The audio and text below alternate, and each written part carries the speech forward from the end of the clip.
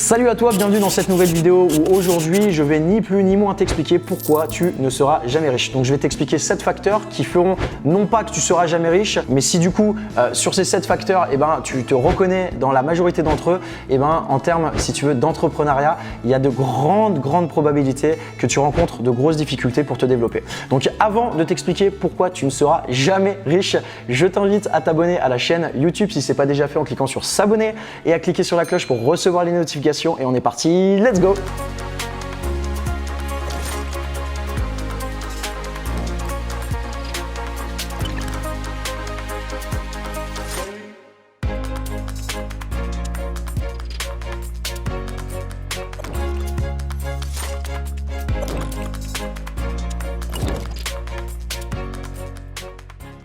Donc pourquoi tu ne seras jamais riche? Un bon petit pute à clic comme on les aime. Non, sincèrement, je te fais une vidéo tout simplement pour te donner quelques conseils de choses que tu dois surtout pas faire si tu veux être un entrepreneur à succès. Donc il y a 7 éléments et je vais te les expliquer. Donc la première chose, c'est que tu échanges ton temps contre de l'argent. Donc si tu veux vraiment être un entrepreneur à succès, au début, c'est toi qui vas mettre les mains dans le cambouis, mais à terme, tu peux pas échanger ton temps contre de l'argent. Donc au début, c'est toi qui vas tout faire. C'est toi qui vas écrire les articles par exemple de ton blog, faire ton site.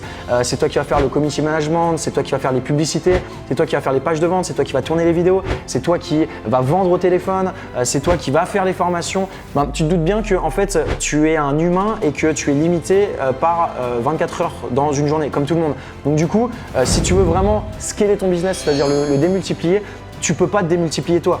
Tu peux pas te cloner. Donc du coup, ce que tu dois faire, c'est que tu le fais au début parce que tu dois forcément, tu dois améliorer ton expertise, tu dois vraiment être à l'aise avec ton sujet, etc. Mais à terme, il faut que tu arrêtes d'échanger ton temps contre de l'argent et il faut que tu mettes en place des systèmes et des process qui sont automatisés. Donc ça, par exemple, si c'est de la vente de formation en ligne, comme tu le sais, c'est facile d'automatiser ça. Tu vois, tu as un blog, il y a du trafic, tu as une chaîne YouTube, il y a du trafic, il y a un appel à l'action, les gens s'inscrivent, ils reçoivent une séquence d'emails, ensuite il y a un webinaire automatisé où il y a une page de vente et puis du coup là tu as automatisé la vente et du coup tu as des clients quasiment tout le temps, tu as des clients je veux dire qui vont s'inscrire de manière automatique, mais bon c'est pas la stratégie la plus efficace. Si tu veux vraiment atteindre des hauts niveaux de succès, tu n'as pas le choix, tu vas devoir avoir une équipe et tu vas devoir déléguer, sous-traiter un maximum de choses pour que ton équipe s'occupe tout simplement de faire ce que aujourd'hui toi tu fais et qu'il va falloir que tu arrêtes de faire. Ok? Donc première chose, il faut que tu arrêtes d'échanger ton temps contre de l'argent.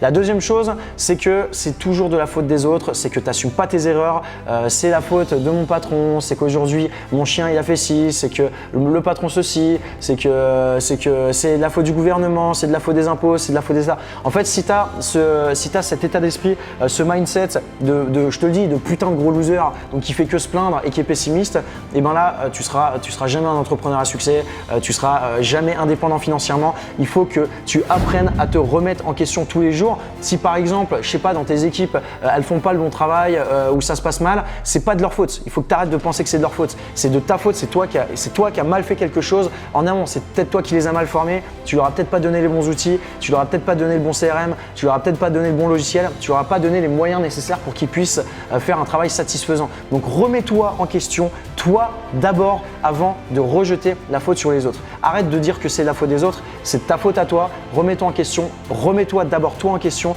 et essaie de trouver des solutions avec toi-même et ensuite tu trouveras des solutions pour les autres. Ok? Troisième chose, c'est que tu ne cadres pas ta vie avec de bonnes habitudes. Donc les bonnes habitudes ou les routines ou ce qu'on appelle le miracle morning également, si genre tu as de mauvaises habitudes, que tu te couches à 2h du mat, que tu fumes 70 pétards par jour, que tu bois 15 bières par jour, que tu te lèves le matin à 14h et que tu manges comme un gros porc des pizzas ou du McDo tous les jours, mais là c'est sûr et certain que ça va pas le faire. Il faut que tu aies des bonnes habitudes, donc que tu te couches tôt, que tu fasses du sport, que tu sois en bonne santé, que tu aies une alimentation qui soit saine, que pourquoi pas faire de la méditation, que tu lises de temps en temps, que tu écoutes des résumés de livres, voilà, des bonnes habitudes. Si tu as des bonnes habitudes, c'est que tu es sur la bonne voie. Par contre, si tu as vraiment des habitudes qui sont malsaines, donc pour ta santé mentale, pour ta santé physique, franchement il va y avoir des conséquences directes sur les résultats de ton entreprise et sur ton développement personnel et professionnel. Forcément, c'est obligatoire. Donc ça, c'est hyper important, les bonnes habitudes. Quatrième chose, c'est que tu n'es pas à l'aise avec l'argent. Ça, c'est quelque chose dans notre pays. On a un putain de tabou avec la thune. Je sais pas pourquoi. Les gens, tu sais, tu gagnes de l'argent, tu es un enculé. C'est quand même hallucinant cette vision française.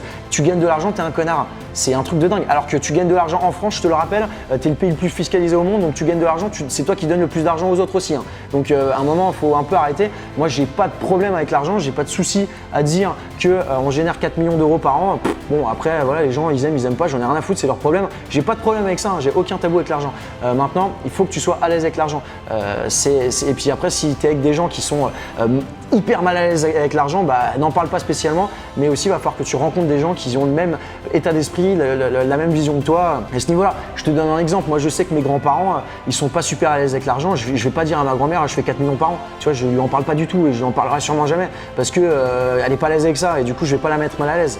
C'est ma famille, donc voilà, je fais un effort. Mais du coup, bon, mes amis à Paris qui sont pas forcément entrepreneurs, etc. C'est vrai que je vais pas trop parler d'argent. Je vais éviter quand même d'en parler. J'en parle de temps en temps, mais je vais éviter. Par contre, mes potes entrepreneurs, il y a des fois, et j'avoue, c'est même un peu chiant. Des fois, c'est même un peu trop. Ça parle, enfin, les entrepreneurs, surtout dans le monde de l'infoprenariat, putain, ça fait parler que de thunes. Des fois, c'est casse-couille. Genre, c'est pas, tu sais, tu te lèves le matin. Moi, j'étais à des événements et tout. C'est pas le matin, tu te lèves, c'est pas comment tu vas. C'est, Robin, combien tu vas? Non, mais je te jure, c'est quand on parle d'une personne, par exemple, tu connais un tel. La première question qu'on pose, c'est, il fait combien? Il gagne combien? À un moment, franchement, c'est chiant. J'avoue, c'est chiant de parler tout le temps de thunes. Moi, ça me fait chier. Mais j'ai pas de tabou avec ça. Mais à un moment, c'est chiant de parler que de ça. On s'en branle, hein. On s'en fout. À un moment, stop, tu vois. Mais faut pas avoir de tabou. Ok. Cinquième chose, c'est que tu procrastines. Donc alors ça, c'est vraiment, putain, c'est un combat de tous les jours. Même moi, je combats tous les jours sur la procrastination. Donc c'est remettre à demain ce que tu pourrais faire tout de suite. Donc franchement, je pense qu'aujourd'hui, on est tous plus ou moins des petits ou grands procrastinateurs. Je pense pas qu'il y ait une personne qui soit pas procrastinateur à 0%. À mon avis, ça n'existe pas. Mais du coup, il faut essayer vraiment de procrastiner le moins possible. Pour ça, ce que tu peux faire, moi ce que j'aime bien faire, c'est que je vais utiliser la loi de Parkinson. Ça veut dire que je vais mettre une putain de grosse pression, je vais mettre des délais très courts pour faire énormément de travail. Là par exemple, tu vois, je procrastine pas parce que je tourne pas moins de 140 vidéos en 4 jours. Alors que j'aurais pu me dire, ouais, je tournerai quelques vidéos de temps en temps, mais je le ferai demain, tu vois. Non, là c'est 140 vidéos que je tourne en 4 jours. Au moins c'est fait, pas de procrastination, tu vois. Donc sixième chose, c'est que tu aimes ton confort et tu aimes trop ton confort et tu ne sors pas de ta zone de confort. Tu es bien chez toi, tu es bien en train de jouer à Fortnite, tu es bien en train de regarder des vidéos YouTube, tu es bien en train de regarder de la télé-réalité ou j'allais dire une insulte mais je vais pas le faire, mais ou ce bip de Cyril Hanouna sur Touche pas à mon poste. Mais arrête de faire ça, sors de ta zone de confort, fais des choses que tu n'es pas habitué à faire, essaye de vaincre tes peurs, j'y reviendrai tout à l'heure parce que c'est également le septième conseil. Essaye de vaincre tes peurs et donc du coup fais des choses que tu n'es pas habitué à faire, va à la rencontre de personnes qui t'inspirent, sors de ta zone de confort. Tu vois, tout ce qui te met un petit peu mal à l'aise, tout ce qui est désagréable, essaye de le faire petit à petit. Je te demande pas par exemple, si tu as la phobie, la phobie du vertige, je te demande pas de faire un saut élastique direct, mais essaie de faire des petits trucs, tu vois, étape par étape, qui sont inconfortables et qui au final vont te rendre meilleur. C'est clair et net. Moi, depuis que je me suis lancé dans l'aventure entrepreneuriale, forcément, j'ai dû faire plein de trucs qui étaient désagréables sur le coup, mais du coup, ça m'a permis de m'améliorer, ça m'a permis de devenir meilleur, de prendre confiance en moi et puis surtout d'aller encore plus loin et d'avoir une vision beaucoup plus ambitieuse.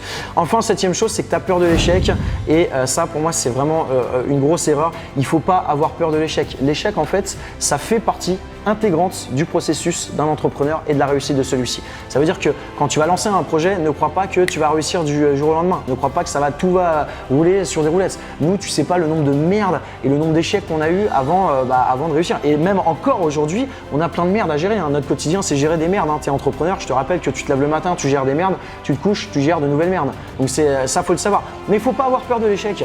L'échec est un diplôme, il faut apprendre à échouer, il faut apprendre à mieux échouer. Et c'est ça en fait qui va te faire grandir. C'est ça qui va te permettre en plus d'être hyper satisfait de toi lorsque tu auras réussi quelque chose. Je pense que tu es plus satisfait quand tu as échoué 10 fois et que tu réussis que quand tu réussis du premier coup. Parce que si tu réussis du premier coup, tu fais ah ouais finalement c'est trop facile. Par contre quand tu as galéré 15 fois tu vois et que enfin tu as réussi, tu fais putain yes enfin j'ai réussi quoi. Ça fait plaisir. Voilà, je me suis donné, j'ai pas lâché l'affaire, j'étais déterminé, une détermination infaillible, motivation infaillible et enfin j'ai réussi. C'est magnifique. Ça pour moi c'est la plus belle des victoires. Donc n'aie pas peur de l'échec, ça fait partie du jeu et l'échec c'est cool. En vrai l'échec c'est cool. C'est les plus belles remises en question que tu vas avoir. C'est vraiment ce qui va faire que tu vas devenir une personne meilleure et que tu vas devenir un entrepreneur entrepreneur à succès. Donc voilà, je voulais te parler de ces 7 critères pour devenir un entrepreneur à succès ou pour devenir riche. Bon, tu as compris l'idée, c'est vraiment juste pour que tu deviennes une meilleure personne finalement et que si tu deviens une meilleure personne, ton business va devenir meilleur aussi.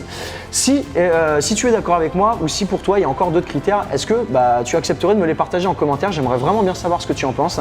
Si tu as kiffé la vidéo, mets-moi un petit pouce bleu. Et si justement tu veux savoir, nous, le système qu'on a mis en place pour générer 4 millions d'euros par an grâce aux différentes stratégies, notamment webinaire automatisé, système de close par téléphone, les équipes qu'on a recrutées, comment on a fait, je t'ai préparé une petite formation en ligne que tu peux télécharger en cliquant sur le lien dans la description ou sur la vignette qui apparaît à l'écran. Tu vas pouvoir t'en inspirer, crois-moi, c'est vraiment source de motivation. Je pense que vraiment tu vas kiffer. Et du coup, je te dis à bientôt dans la prochaine vidéo. Salut!